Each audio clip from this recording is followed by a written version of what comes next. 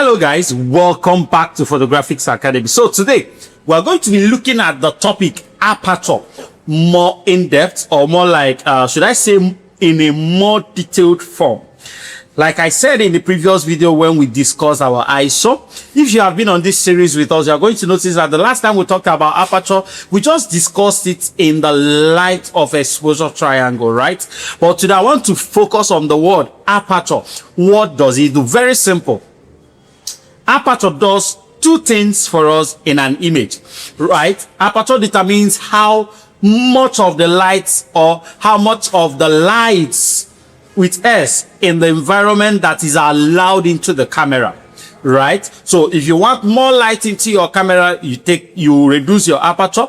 Of course, when you are talking about reducing, I mean coming down in the numbers, but in a professional understanding, you increase your aperture. So increasing your aperture simply means reducing the numbers, and reducing your aperture means increasing the numbers. I need you to have that at the back of your mind when I'm talking about aperture. But beyond that lightening stuff, it also controls something else, and that is what we call DOF, depth of field. What is DOF? Very simple.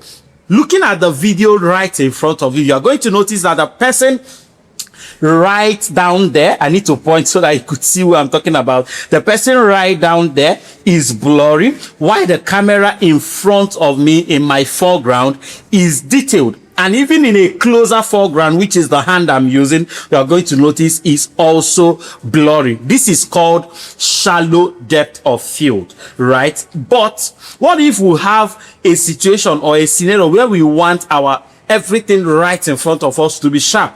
Okay, that is also a different setting, and that is when you push up the number of your aperture. So right now I am shooting at f2.2 with a 50mm lens on my Nikon D750, and this is the result that we have.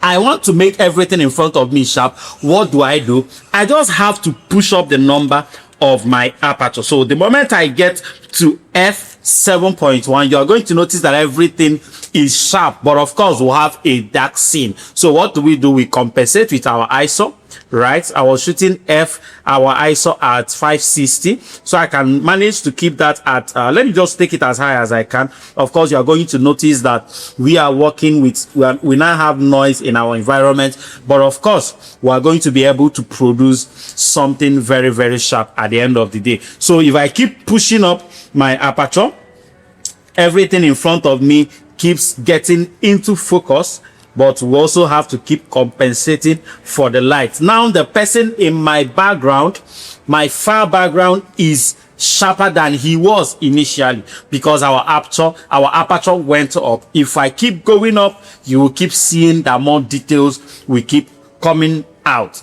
Let me go back to what I had before. So if I take this back to, let's say 1001, and I also increase my aperture to f2.2, you're going to notice that the person far in the background is now very, very blurry, just like he was initially. If I even go as low as 1 point, let's say the highest it can go, 1.8. Let me use my speed and compensate for the lightning in the scene.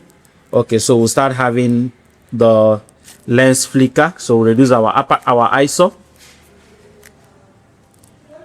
Excuse me. All right, push it down to 280. You notice that the person in the background is almost taken out entirely. You cannot even recognize him. This is how aperture works, and this is how you can inculcate it into your creative photography. When you want to produce bokeh effect in your background, make sure you shoot as low as you can. When you want to keep everything sharp and details, make sure you shoot as high as you can. Thank you so much for watching this amazing video. Do make sure you subscribe to our YouTube channel, and if you subscribe, click on the notification bell to get notified every single time we drop a new video. Until then, see you on the next one.